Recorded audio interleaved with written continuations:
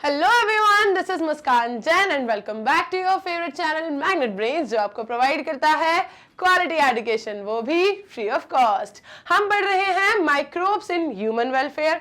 अभी तक हम इसके अंदर जितने टॉपिक्स पढ़ चुके हैं, प्रीवियस टॉपिक को अगर आप याद करोगे तो वहां हमने पढ़ा था कि जब सीवेज ट्रीटमेंट किया गया, प्राइमरी और सेकेंडरी ट्रीटमेंट, और सेकेंडरी ट्रीटमेंट से जब मिला था क्या, जो हमें लास्ट में स्लज था, ठीक है, सेकेंडरी ट्रीटमेंट से जो एक्टिवेटेड स्लज था उसको जब क्या किया गया, उसे एनारोबिक माइक्रोब्स के थ्रू, ठीक है, एनारोबिक डाइजेशन जब उसमें करवाया गया तो मिली थी हमें क्या, बहुत सारी गैसेस, और उन सब गैसेस को कहा था हमने क्या, बायोगैस। बस उन्हीं बायोगैस के बारे में आज आपको पढ़ना है कि ये जो एनारोबिक डाइजेशन से बायोगैस प्रोड्यूस हुई, ये कैसे हुई, ठीक है, माइक्रोब्स ने उस बायोगैस को प्रोड्यूस कैसे किया, यही आज आपको पढ़ना है, microbes in production of biogas. अच्छा, हर एक टॉपिक में आपको ये तो बिल्कुल अंडरस्टूड है, अब आप सारे टॉपिक्स देख चुके हो किस तरह से है। Role of microbes in production of biogas, है ना, ये टॉपिक है। हमेशा की तरह एक बार लगा के आ जाते हैं डुबकी के पूरे चैप्टर में, पूरे इस टॉपिक में आज आप क्या क्या पढ़ने वाले हो आज के लेक्चर में, ठीक है, आज के लेक्चर में आप इस टॉपिक में क्या क्या पढ़ने वाले हो, एक बार डुबकी लगा के आते हैं, फिर स्टार्ट करेंगे बिगनिंग से। देखो यहाँ, microbes in production of biogas. Biogas के प्रोडक्शन में माइक्रोब्स का क्या रोल है, कैसे वो एनारोबिक रेस्पिरेशन करके, एनारोबिक डाइजेशन करके जो एक्टिवेटेड स्लज है उसे कन्वर्ट कर देते हैं किसमें, बायोगैस में। ठीक, देखेंगे बायोगैस क्या था, ठीक है, हमने प्रीवियस लेक्चर में देखा था कि ये है एक मिक्सचर ऑफ गैसेस, जिसमें कौन कौन सी गैसेस है, जैसे कि मेनली इसके अंदर जो गैस है जो आज आप पढ़ोगे, मीथेन, ठीक है, मेनली जो इसके अंदर इस गैस के बारे में आपको पढ़ना है, दिस इज मीथेन। ठीक, अब ये सारी जो गैस के बारे में हम पढ़ रहे हैं, बायोगैस के बारे में, ये कैसे बनी, ठीक है, इसके फर्दर क्या क्या यूजेस हैं, क्यों ये इतनी ज्यादा यूजफुल कही जा रही है और क्यों इसका इतना ज्यादा इंपॉर्टेंस है। एक प्रॉपर्टी हमने प्रीवियस लेक्चर में ही पढ़ ली थी, that these gases are inflammable, right, ज्वलनशील होती हैं, भड़क जाती हैं चिंगारी लगते ही। ठीक, तो ये जो गैसेस हैं इनका इन्फ्लेमेबल नेचर जो है वो किस तरीके से यूज किया जा रहा है, अदर पर्पसेस कौन कौन से हैं जिनमें इसे यूज करते हैं, ये सब कुछ आज आपको पढ़ने को मिलेगा। साथ ही आपको पढ़ने को मिलेगा रिस्पॉन्सिबल बैक्टीरिया के बारे में, कौन करवा रहा है इस पूरी प्रोसेस को, कौन सा बैक्टीरिया है, कौन सा माइक्रोब है, राइट, उसके बारे में पढ़ोगे। और उसके साथ साथ आप पढ़ोगे, ठीक है, पूरा का पूरा जो ये बायोगैस प्रोडक्शन के लिए पूरा का पूरा सेटअप जो है ना, जहां पर इसे प्रोड्यूस किया जा रहा है, वो पूरा का पूरा प्लांट क्या कहलाएगा, जैसे सीवेज ट्रीटमेंट प्लांट क्या कहलाया था, STP, right, sewage treatment plant, बस वैसे ही यहां पर ये कहलाएगा क्या, बायोगैस प्लांट, जिसमें क्या होगा, बायोगैस का प्रोडक्शन, मतलब एक्टिवेटेड स्लज को क्या किया, एक्टिवेटेड स्लज को क्या किया, एब्सेंस ऑफ ऑक्सीजन में, ठीक है, एनारोबिक डाइजेशन करवा के कन्वर्ट किया किसमें, बायोगैस में, ठीक है।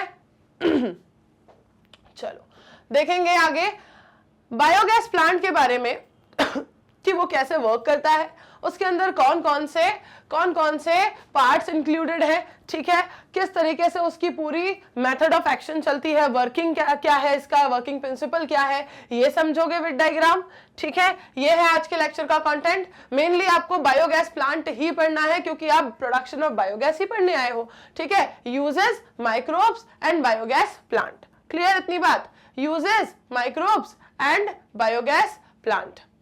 चलो स्टार्ट करेंगे यहां से।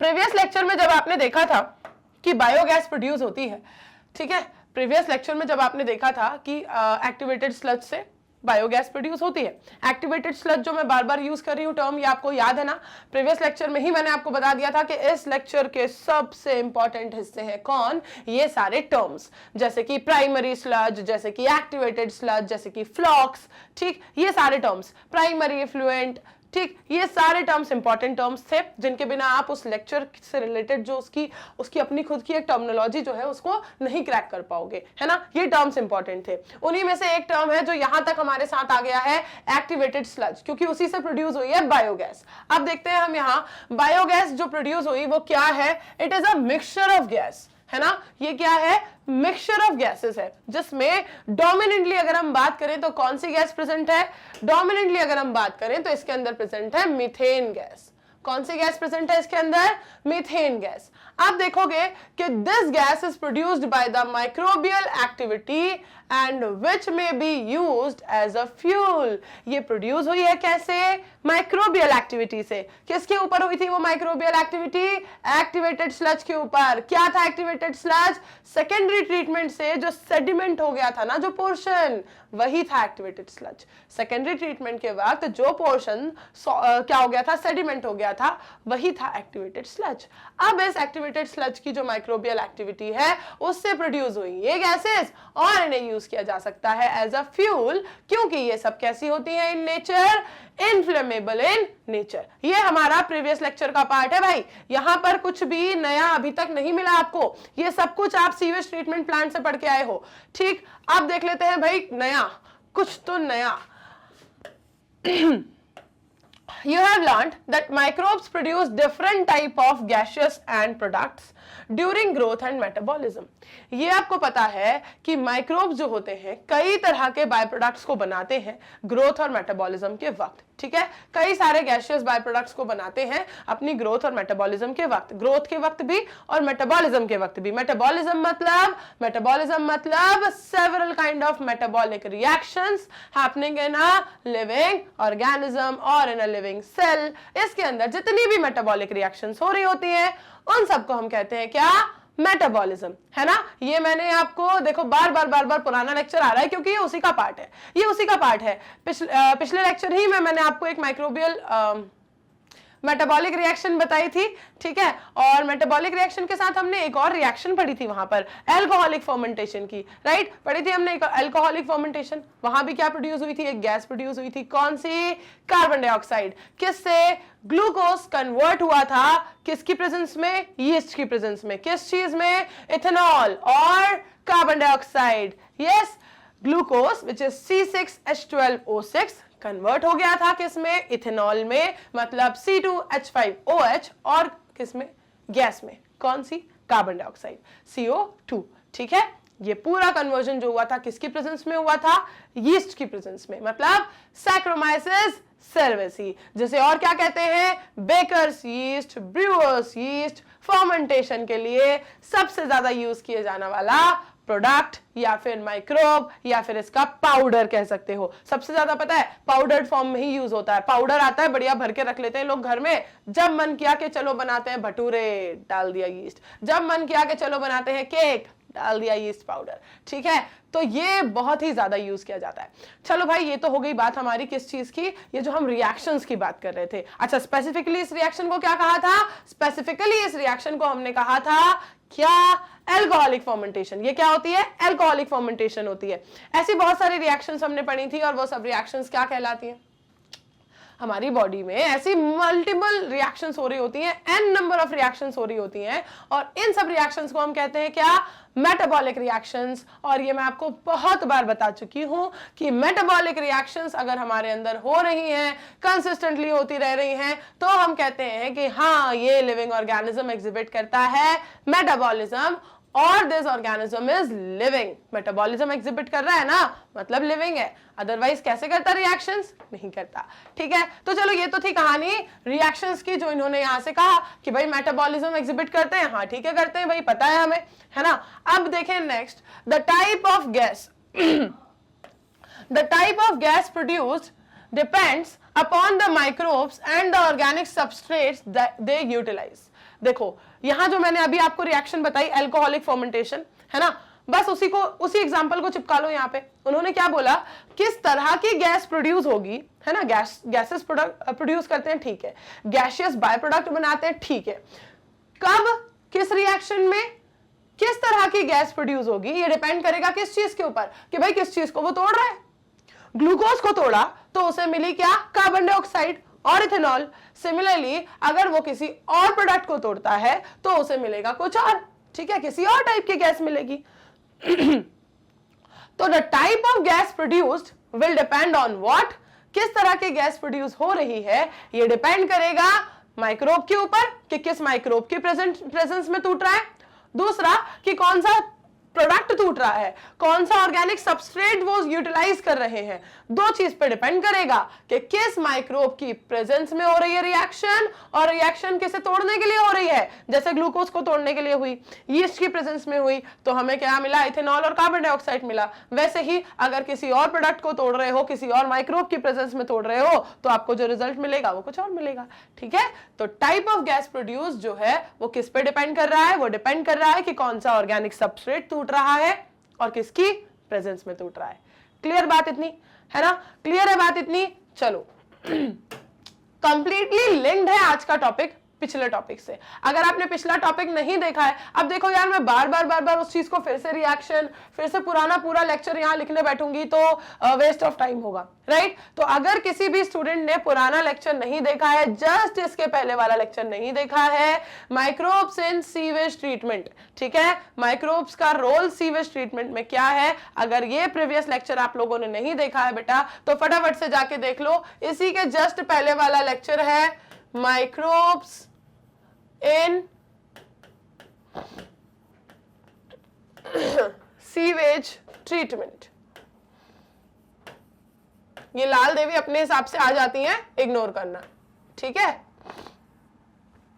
माइक्रोब्स इन सीवेज ट्रीटमेंट, ये वाला लेक्चर जाके फटाफट से देख लो अगर किसी ने भी नहीं देखा है, ठीक है। इस लेक्चर को देखे बिना आपको यहाँ की कहानी ऐसी लगेगी जैसे आपने पार्ट 1 देखे बिना पार्ट 2 देख लिया तो समझ नहीं आएगा, बस वैसी कहानी लगने वाली है ना। तो इसे देखे बिना दिक्कत आएगी बेटा, ठीक। ये जो मैंने अभी पूरा का पूरा आपको एक्सप्लेनेशन दिया या जितनी भी बातें मैं कह रही हूँ ओरली, ये सारी चीजें रिलेटेड है आपके इस पार्ट से। यहाँ पर मैंने सब ये जितनी भी चीजें मैं कह रही हूँ एक्सप्लेन किया हुआ है ना, प्रॉपर लिखी हुई है, रिएक्शंस भी सब कुछ, ठीक। तो आप अगर इस लेक्चर को ना देख पाए हो तो जरूर देख लो, उसके बाद आना इस लेक्चर पे, तब ये समझ आएगा, because this is kind of part 2 है ना। पार्ट 1 हम वहां पर कंप्लीट कर चुके।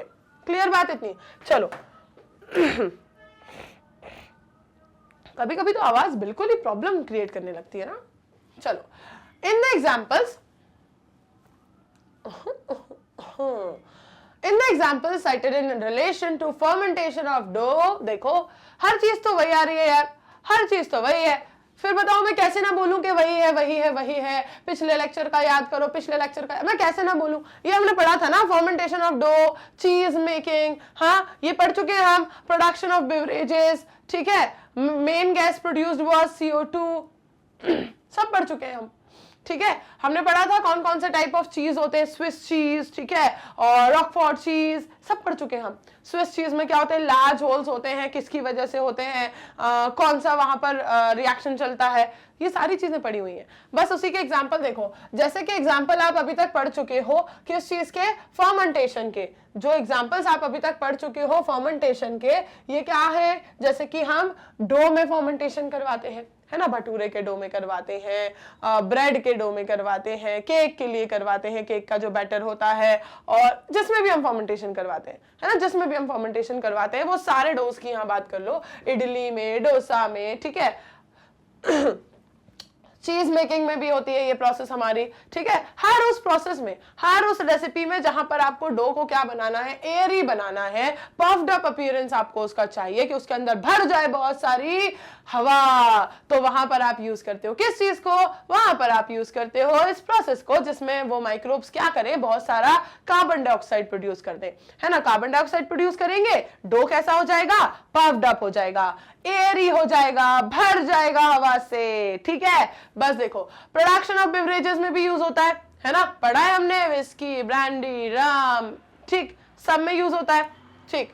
The main gas produced was carbon dioxide, जो मेन गैस प्रोड्यूस हुई थी कौन सी हुई थी, कार्बन डाइऑक्साइड। एयर ही चाहिए था हमें सब कुछ, ठीक है, एयर ही चाहिए था हमें, पफ्ड अप अपीयरेंस चाहिए था हमें। मेन गैस कौन सी प्रोड्यूस हुई थी, कार्बन डाइऑक्साइड प्रोड्यूस हुई थी, ठीक है।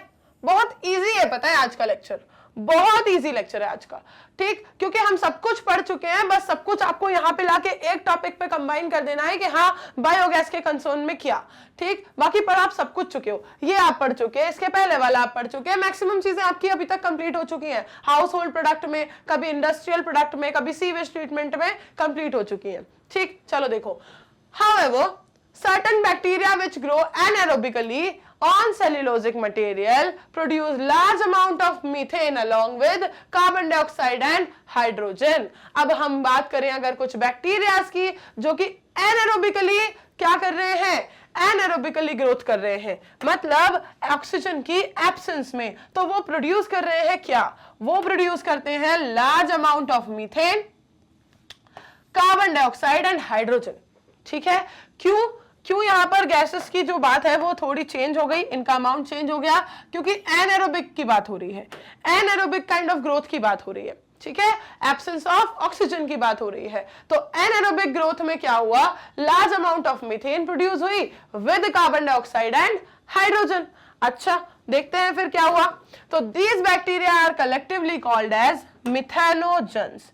इन बैक्टीरियाज को कलेक्टिवली मिथेनोजेंस कहा जाता है। ठीक है, इन्हें क्या कहा जाता है, मिथेनोजेंस कहा जाता है, क्योंकि वो मेनली लार्ज अमाउंट में जिस गैस को प्रोड्यूस कर रहे हैं वो है मीथेन।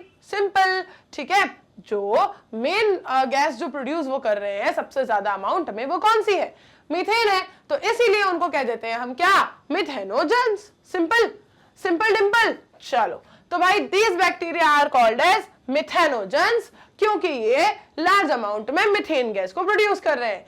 एक एग्जांपल ले लो आप इस चीज का।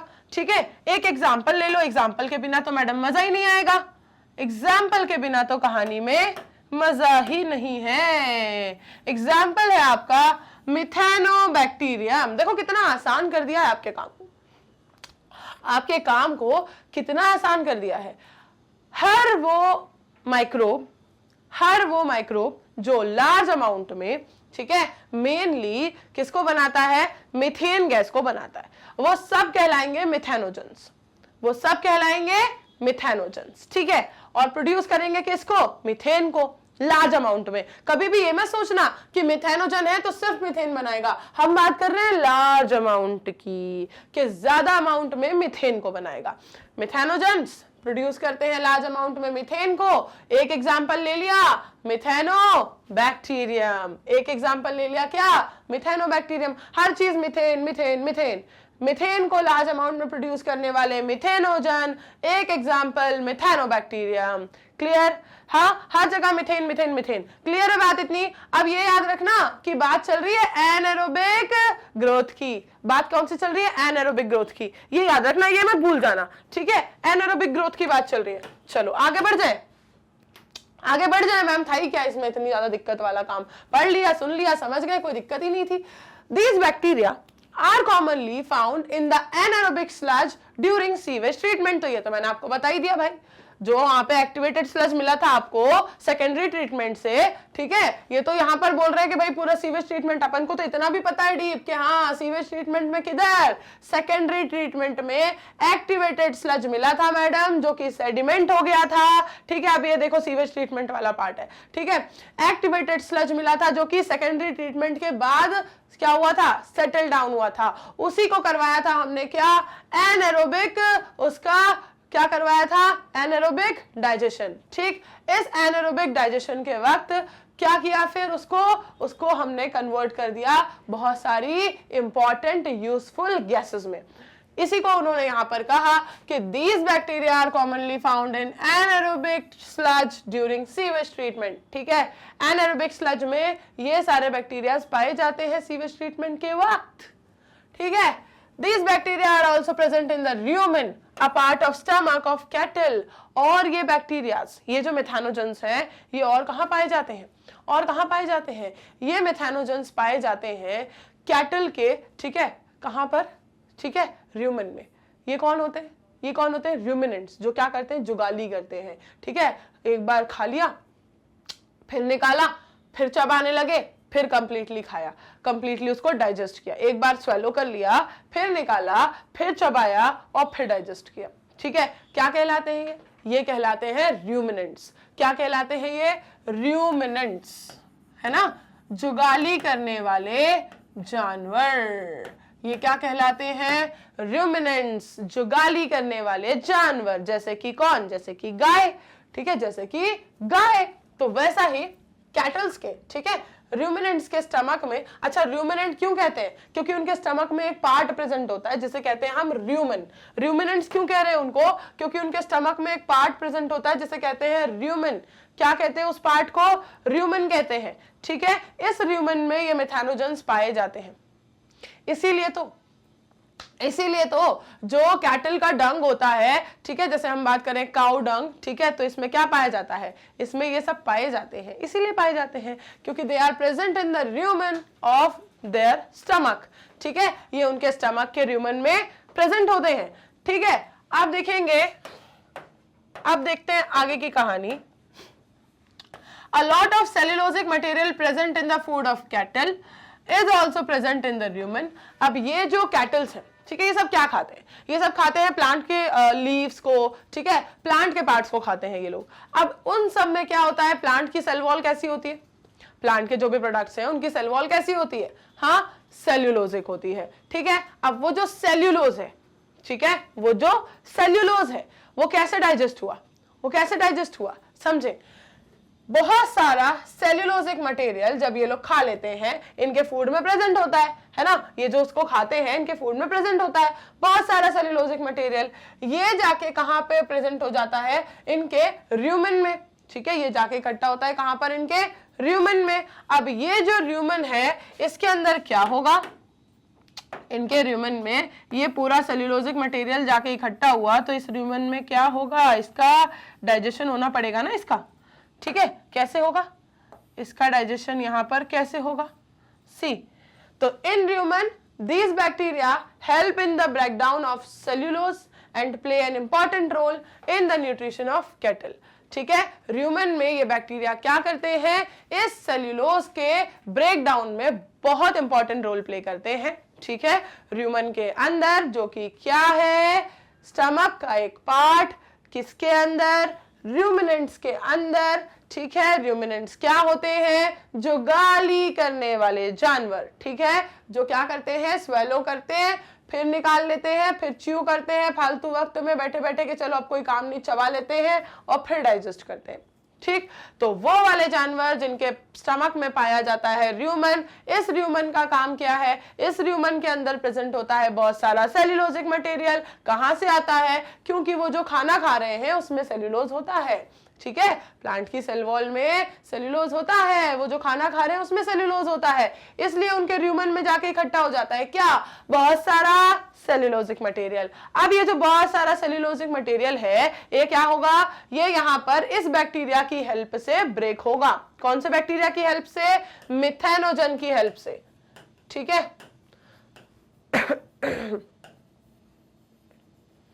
जो हम कह रहे हैं ना कि र्यूमन में प्रेजेंट होते हैं, तो इन मिथेनोजेंस की हेल्प से ये क्या होगा, सेल्यूलोज का ब्रेकडाउन होगा और this play an important role in the nutrition of cattle. और जब तक ये सेल्यूलोज का कंप्लीट ब्रेकडाउन ना हो तब तक कैटल को प्रॉपर न्यूट्रिशन मिलने में प्रॉब्लम होगी, क्योंकि उसका पूरा का पूरा जो डिपेंडेंस है, उसकी जो फूड हैबिट है वो क्या है, सेल्यूलोजिक मटेरियल की ही है। ठीक है, प्लांट प्रोडक्ट्स की ही है।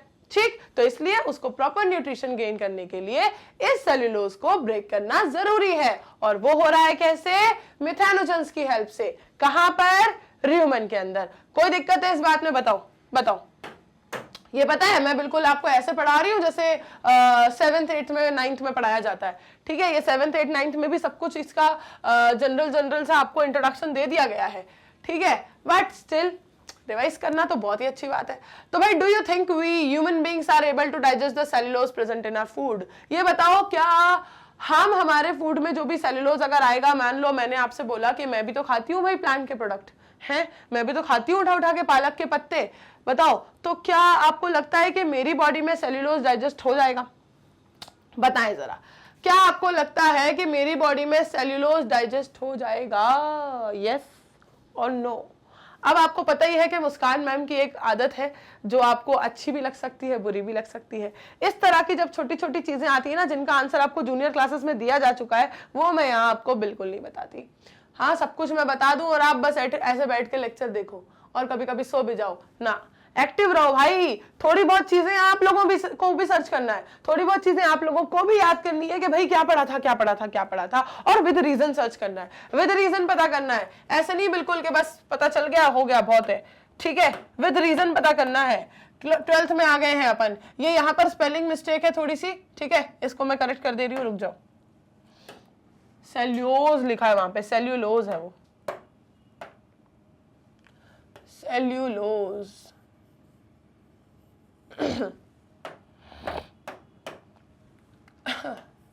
अरे ये लाल देवी तो कहीं भी आ जाती है यार, जगह तो देखो।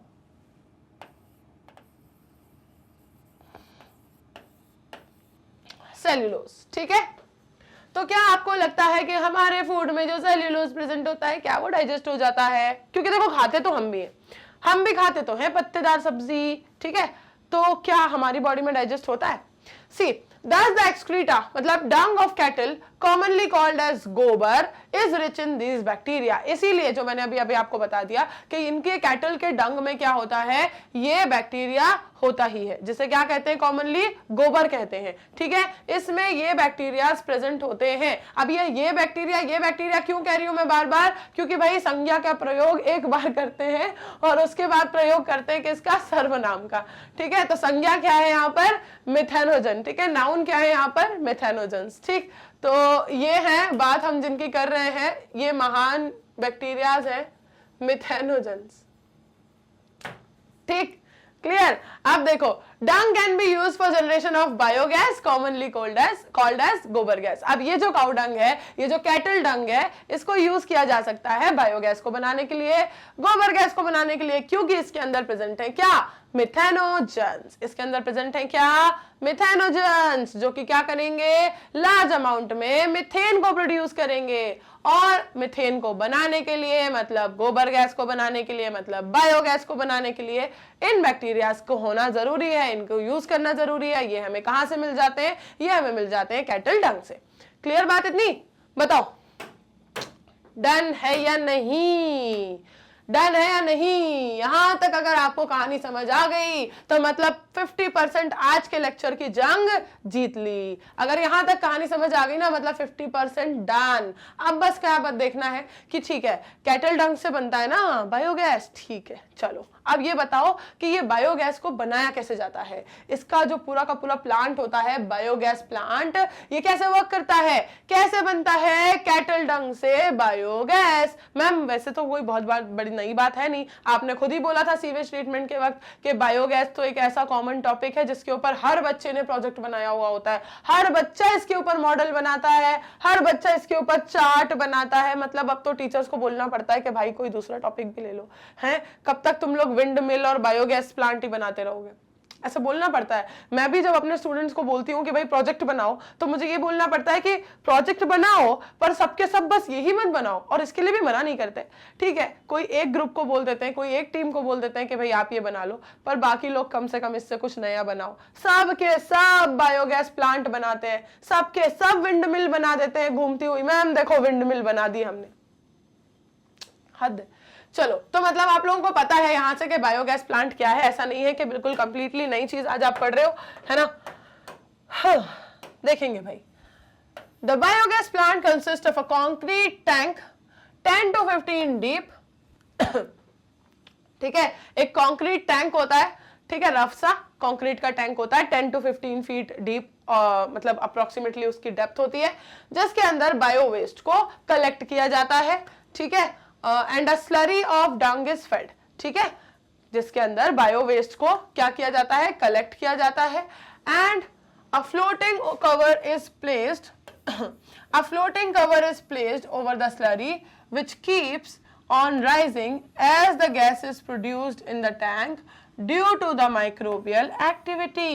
माइक्रोबियल एक्टिविटी की वजह से, ठीक है, उसके अंदर मिथेनोजन्स तो है ही, तो माइक्रोबियल एक्टिविटी की वजह से जैसे जैसे उसके अंदर मीथेन प्रोड्यूस होने लगेगी, बाकी गैसेस प्रोड्यूस होने लगेंगी, तो उस गैस की वजह से, ठीक है, वो जो यहाँ पर एक फ्लोटिंग सा कवर लगा दिया गया है उसके ऊपर, ठीक है, इस टैंक के ऊपर, वो धीरे धीरे क्या होने लगेगा? राइज होने लगेगा। उसका लेवल धीरे धीरे क्या होने लगता है? राइज होने लगता है। काफी फ्लोटिंग सा कवर बोलने का मतलब ऐसा है कि ऐसा फिक्स कवर नहीं है, ठीक है, कि बिल्कुल सील लगा दी उसकी प्रॉपर, नहीं, फ्लोटिंग सा कवर है जिसको रिमूव किया जा सके, जो मूव कर सके।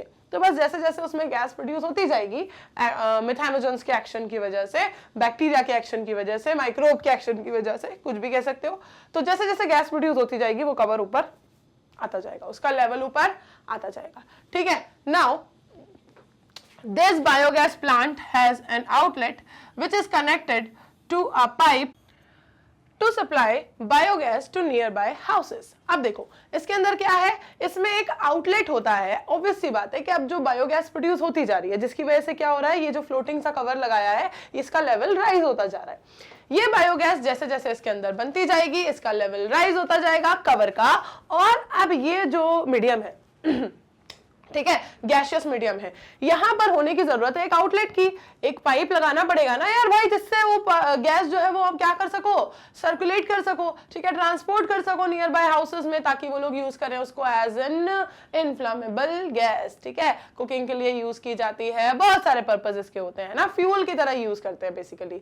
तो भाई अब इसके लिए होता है यहाँ पर क्या, एक आउटलेट, जिससे कि क्या होगा, फिर एक पाइप कनेक्ट कर देंगे और उस पाइप से ये बायोगैस जो है वो नियर बाय हाउसेस में सप्लाई कर दी जाएगी।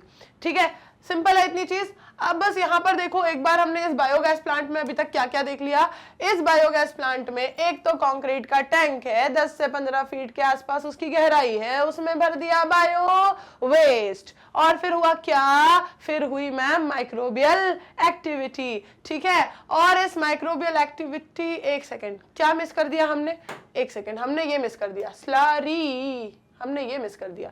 ठीक है, इस टैंक में बायो वेस्ट को भरने के बाद इसमें क्या है, एक स्लरी भी है। स्लरी क्या होती है, स्लरी क्या होती है, स्लरी कुछ नहीं है, स्लरी है मिक्सचर, है ना, स्लरी है एक मिक्सचर जिसमें लिक्विड और सॉलिड कंटेंट दोनों क्या है, इक्वली मिक्स्ड है। ठीक है, स्लरी वो पोर्शन है। ठीक, और ये जो स्लरी है जैसे जैसे ये बायो वेस्ट पूरा का पूरा माइक्रोबियल एक्टिविटी कंप्लीट करके बायोगैस का प्रोडक्शन कर देगा, उसके बाद जो पोर्शन बचेगा ना, दैट इज आल्सो स्लरी। उसके बाद जो पूरा पोर्शन बचेगा that is also slurry, which is बहुत ज्यादा ये रिच होती है, इसमें होता है बहुत ज्यादा, इसको पूरा ही लिख लेते हैं, रिच इन,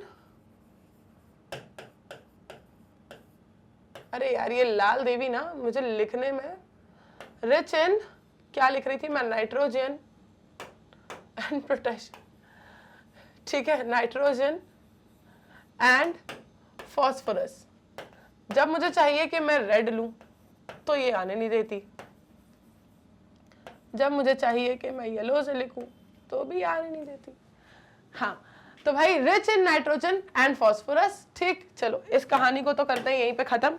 अब आगे बढ़ते हैं कि जो फ्लोटिंग कवर था वो उड़ता चलेगा, जैसे जैसे अंदर गैस आएगी, गैस आ जाएगी तो फिर उसको क्या करेंगे, सप्लाई कर देंगे। सप्लाई करने के लिए चाहिए होगा आउटलेट और कनेक्टेड होना चाहिए पाइप, जिससे पहुंचेगा घर घर तक बायोगैस, जो कि यूज होगा एज अ फ्यूल। उससे जलेंगे क्या, उससे जलेंगे क्या, चूल्हे, और बनेगा खाना। तो चूल्हे मतलब वो वाले चूल्हे नहीं, ठीक है, गैस वाले चूल्हे। ठीक है, the spent slurry is removed through another outlet and may be used as fertiliser. अब ये जो स्लरी मैंने बोला ना कि बहुत ज्यादा रिच होती है नाइट्रोजन फॉस्फोरस में, इसको यूज किया जाएगा एज फर्टिलाइजर, इसको यूज करेंगे एज फर्टिलाइजर। सी, ये जो बची हुई स्लरी है, अब बायोगैस तो पूरी कर दी आपने ट्रांसपोर्ट, ठीक है, जो स्लरी बच गया इसको दूसरे आउटलेट से निकाल लिया जाएगा। गैस वाला आउटलेट तो ऊपर होगा, ठीक है, नीचे वाला जो स्लरी बच गया उसका आउटलेट एक नीचे भी होगा, वहां से पूरा स्लरी जो है वो निकाल लिया जाएगा और फिर इसको क्या किया जाएगा, एज अ फर्टिलाइजर यूज किया जाएगा। बहुत बढ़िया फर्टिलाइजर होता है ये, ठीक है, natural organic fertiliser rich in nitrogen and phosphorus. ठीक है, नेचुरल ऑर्गेनिक फर्टिलाइजर है ये। Cattle dung is available in large quantities in rural areas where cattle are used for a variety of purposes। अब आपको पता ही है यार कि आज आप किसी कॉलोनी में जाओगे बढ़िया सी शहर की, तो क्या आपको किसी कॉलोनी में घर के बाहर बताओ गाय बंधी हुई दिखेगी क्या, क्या दिखेगा, कार पार्क दिखेगी सबकी, ठीक है, सबकी कार पार्क दिखेगी। किसी के भी 4 व्हीलर में कौन होगा? 4 व्हीलर होगा, ठीक है, 4 लेग वाला नहीं होगा कोई भी, ठीक है। तो 4 व्हीलर्स दिखाई देंगी आपको, लेकिन आपको कहीं पर भी कोई गाय भैंस इस तरीके से बंधे हुए नजर नहीं आएंगे। ये सब कहाँ नजर आते हैं? ये सब नजर आते हैं आपको रूरल एरियाज में, ठीक है। तो रूरल एरियाज में इन्हें काफी सारे पर्पज से यूज किया जाता है। खेती के लिए यूज किया जाता है और मिल्क सप्लाई के लिए यूज किया जाता है, राइट। डेयरीज, फार्मिंग, ये सब चीजें ज्यादातर वहीं पर होती है। तो वहां पर आपको देखने को मिलता है क्या? बहुत सारे कैटल्स भी देखने को मिलते हैं, और ऑब्वियस सी बात है जहां कैटल है वहीं कैटल डंग होगा। तो कैटल डंग जो है वो ज्यादातर अमाउंट में, ठीक है, ज्यादातर अमाउंट में कहां अवेलेबल होता है? रूरल एरियाज में। और इसीलिए बायोगैस प्लांट्स भी जो है वो ज्यादातर कहां मिलेंगे? रूरल एरियाज में ही मिलेंगे, ठीक है। बायोगैस प्लांट्स भी ज्यादातर कहां मिलेंगे? रूरल एरियाज में ही मिलेंगे। यहां आप सोच लो जरा कि अपन चलो घूम के आते हैं 5 से 7 किलोमीटर के रेडियस में, कहीं मिल जाए आपको बायोगैस प्लांट? नहीं मिलेगा, शहरों में नहीं मिलेगा। लेकिन अगर गांव में आप सोचो कि 5 से 7 किलोमीटर घूम के आते हैं तो इतने रेडियस में तो आपको कितने सारे बायोगैस प्लांट मिल जाएंगे, ठीक है, क्योंकि वहां पर डंग का प्रोडक्शन ही इतना ज्यादा है, वहां पर कैटल्स ही इतने ज्यादा हैं, तो भाई सबको उस चीज को यूटिलाइज करना ही पड़ता है, ठीक है। अदरवाइज आप सोचो ना कि उस वेस्ट को डिस्पोज भी कहां करने जाएंगे। उसका डिस्पोज करने का तरीका और उसको बेस्ट तरीके से यूज करने का तरीका यही है कि बायोगैस प्लांट बना लिया जाए, बायोगैस भी यूज कर ली जाए और स्लरी भी फिर वो लोग फार्मिंग में यूज कर लेंगे। जो स्लरी बनेगा ऑर्गेनिक फर्टिलाइजर बनेगा which is highly rich in nitrogen and phosphorus, इसको भी वो लोग यूज कर लेंगे एज अ फर्टिलाइजर, ठीक है। तो कंप्लीट यूजेज होगा ना यार, कंप्लीट यूजेज होगा, ठीक है। तो इसलिए अगर आप रूरल एरियाज में सोचो कि 5 किलोमीटर के रेडियस में घूम के आते हैं तो आपको मिलेंगे बहुत सारे बायोगैस प्लांट। लेकिन अगर आप अर्बन एरियाज में सोचो कि 5 किलोमीटर के रेडियस में घूम के आते हैं तो बायोगैस प्लांट तो दूर की बात है, आपको कैटल ही दिखने को मुश्किल से मिलेंगे, ठीक। तो ये है भाई रियलिटी। तो याद रखना कैटल डंग जो है वो कहां अवेलेबल है? ज्यादातर रूरल एरियाज में। बायोगैस प्लांट भी कहां मिलते हैं? ज्यादातर रूरल एरियाज में। ये देख लो जरा इस प्लांट की फोटो, देखो यहां पर क्या दिख रहा है? एक दिख रहा है मैम हमको बहुत बड़ा सा टैंक, जो कि लग रहा है देख के ही कि हाँ होगा 10 से 15 फीट, है ना। फीट समझ रहे हो ना, 5 से 5.5 6 फीट के आसपास एक इंसान की हाइट होती है एवरेज, ठीक है। यही चल रही है एवरेज हाइट अभी ट्रेंड में, ठीक। अब इस हाइट के अकॉर्डिंग आप समझ लो कि डबल कर दो इंसान को, एक इंसान की हाइट को डबल कर दो, लगभग उतना बड़ा क्या होता है ये, उतना गहरा क्या होता है? टैंक होता है, ठीक है। अब इस टैंक के अंदर भरा हुआ है बायो वेस्ट, ठीक है। क्या भरा हुआ है? Bio waste. और ये क्या है? गैस होल्डर, ठीक है। ये क्या है? गैस होल्डर, ठीक। ये जो है पूरा का पूरा टैंक क्या कहलाएगा? डाइजेस्टर कहलाएगा। ये पूरा का पूरा टैंक क्या कहलाएगा? डाइजेस्टर कहलाएगा। यहां पर ये बायो वेस्ट डाइजेस्ट हो रहा है, और ये जो बायो वेस्ट डाइजेस्ट हो रहा है साथ ही साथ जो गैसेस को प्रोड्यूस करता जा रहा है, ठीक है। ये दिख रही है आपको मीथेन, कार्बन डाइऑक्साइड, ये सारी गैसेस को प्रोड्यूस करता जा रहा है। इस टैंक में गैसेस जो है वो पहुंचती जा रही हैं। ये आउटलेट है, ऑब्वियस सी बात है गैस तो ऊपर की तरफ ही जाएगी ना, है, गैस थोड़ी नीचे डिपॉजिट होगी, गैस ऊपर जाएगी। तो बस ऊपर वाला आउटलेट जो है वो किस चीज के लिए है? गैस को सर्कुलेट करने के लिए, ट्रांसपोर्ट करने के लिए उसका आउटलेट है ये, ठीक है। तो this is the outlet for gas. ये क्या है? Gas holder. ये क्या है नीचे? इसके अंदर डाइजेस्टर, ठीक। और अगर बात करें यहां पर तो this have dung water, this will have dung water. और यहां पर आ गया स्लज, ये यहां पर वाला जो पोर्शन है ये दिख गया स्लज का, ठीक है। तो बिल्कुल सिंपल सा सेटअप है, इसमें कुछ बहुत ज्यादा ऐसा बिल्कुल टेक्निकल पूरी चीजों को मेंटेन करने की जरूरत नहीं है। बिल्कुल सिंपल सा सेटअप है इसका, ठीक है।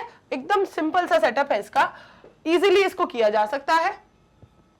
चलो अब थोड़ा सा और देख लेते हैं कि ये जो बायोगैस प्रोड्यूस होगी, ठीक है। 90% आपका लेक्चर कंप्लीट, ठीक। अब देखो ये जो बायोगैस प्रोड्यूस होगी इसको यूज कर लेंगे एज अ फ्यूल, ठीक है। कुकिंग के लिए, लाइटिंग के लिए, हर जगह जहां पर भी फ्यूल का जरूरत है एज अ फ्यूल ये यूज हो जाएगी। क्यों होगी? क्योंकि नेचर कैसा है? इनफ्लेमेबल, ठीक है। नेचर कैसा है? इनफ्लेमेबल, ठीक, ज्वलनशील। तो इसलिए ये यूज हो जाएगी as a fuel for cooking, for lighting. Then the technology of biogas production was developed in India mainly due to the efforts of Indian Agricultural Research Institute। जो Indian Agricultural Research Institute है, मतलब IARI, ठीक है। यहां पर ये जो biogas production की टेक्नोलॉजी की हम बात कर रहे हैं, इतना सिंपल सा सेटअप और इतना बड़ा इसका काम। सोचो मैंने आपसे क्या बोला कि अगर ये सारे जितने भी वेस्ट प्रोडक्ट्स हैं, काऊ डंग, ठीक है, एनिमल डंग, ह्यूमन डंग, इन सब के अगर ट्रीटमेंट प्लांट नहीं होते, अगर इन सब का सीवेज ट्रीटमेंट प्लांट नहीं होता, बायोगैस प्लांट नहीं होता, तो एक टाइम के बाद तो जैसे ही पॉपुलेशन जितनी ज्यादा है, मतलब एक टाइम के बाद अर्थ जो है वो पूरी एक्सक्रीटा से ही भर जाती, ठीक है, एक्सक्रीटा से ही भर जाती। लेकिन ऐसा नहीं है, ये सारी चीजें कैसी चल रही हैं, साइक्लिक वे में चल रही है, हर चीज को आप रिसाइकल कर पा रहे हो। तो ये जो रिसाइकलिंग की प्रोसेस है, सबसे पहले किसने बताई, किसने डेवलप की? The technology of biogas production was developed in India। India में किसने डेवलप की, किसके एफर्ट से डेवलप हुई? इंडियन एग्रीकल्चरल रिसर्च इंस्टीट्यूट के एफर्ट्स की वजह से ये डेवलप हो पाई।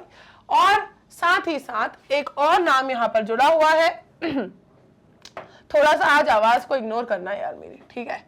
एक और नाम यहाँ पर जुड़ा हुआ है, khadi and village industries commission, KVIC, khadi and village industries commission, KVIC, ठीक है। दो नाम जुड़े हुए हैं, IARI और KVIC, मतलब Indian agricultural research institute IARI, दूसरा khadi and village industries commission KVIC।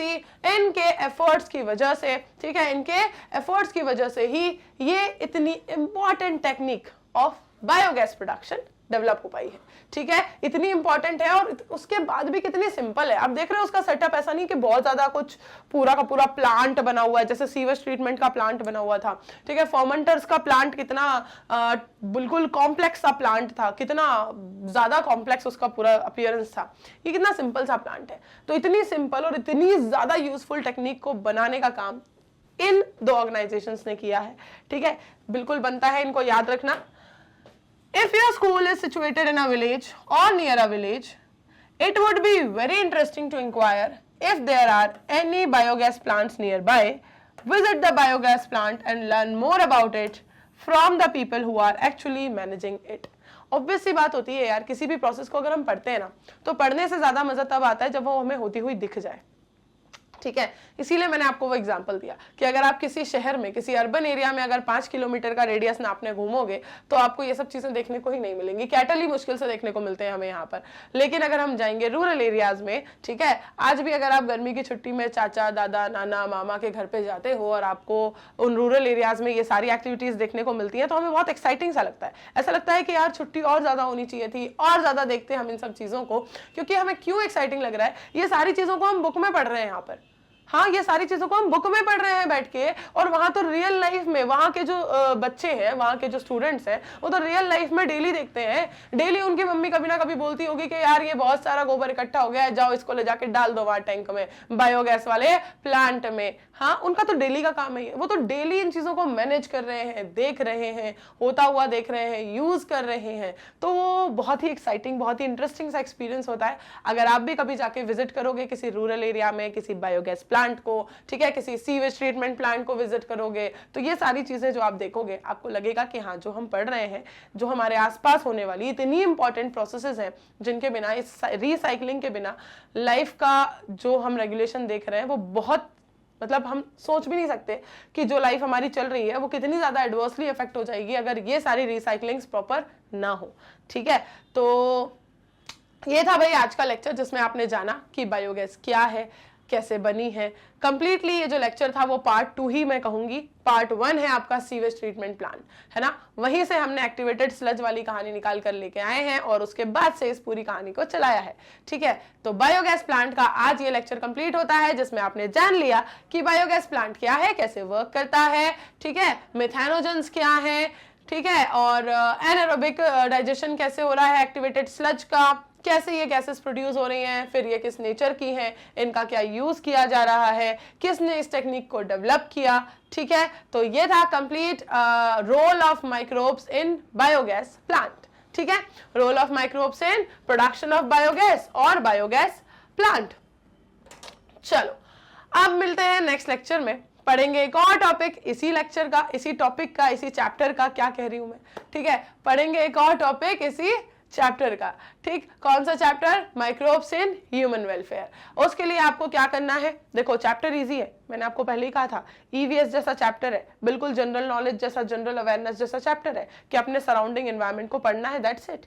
लेकिन इजी करने का मतलब ये नहीं होता कि आप उसको सिर्फ सुन के चले जाओगे, प्रैक्टिस बहुत जरूरी है। और कभी भी अगर किसी आपको लगता है कि हर चीज सबको इजी नहीं लगती, कोई प्रोसेस अगर आपको ऐसी लगती है कि बहुत ज्यादा कॉम्प्लेक्स है, उसमें मार्क्स जाना एक बार को मैं कंसिडर कर सकती हूँ, लेकिन इतने इजी चैप्टर के मार्क्स अगर हमारे हाथ से चले जाते हैं तो वो बहुत ही गलत बात है। तो इस चीज की प्रैक्टिस आपको जरूर करते रहना है, सारे लेक्चर्स को आपको मल्टीपल टाइम्स जो है वो रिवाइज जरूर करते रहना है। अगर कोई भी लेक्चर आपसे मिस हुआ है तो उसे जरूर देखना है, और उसके लिए आप जाओगे अपने फेवरेट चैनल मैग्नेट ब्रेन्स के प्लेलिस्ट सेक्शन में, मिल जाएंगी आपको रिकॉर्डेड लेक्चर्स की प्लेलिस्ट भी, और अगर आपने लाइव लेक्चर्स में जो चैप्टर्स हमने कंप्लीट किए हैं वो मिस आउट कर दिए हैं तो वो भी आप लाइव लेक्चर वाली प्लेलिस्ट में जाके देख सकते हो।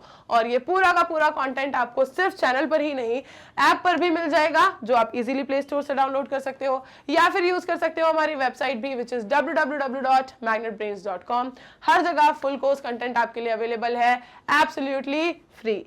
और यूज कर सकते हो e books and e notes को भी, जिसका लिंक डिस्क्रिप्शन बॉक्स में मिल जाएगा। चलिए मिलते हैं नेक्स्ट लेक्चर में, पढ़ेंगे क्या? एक और नया टॉपिक इसी चैप्टर का।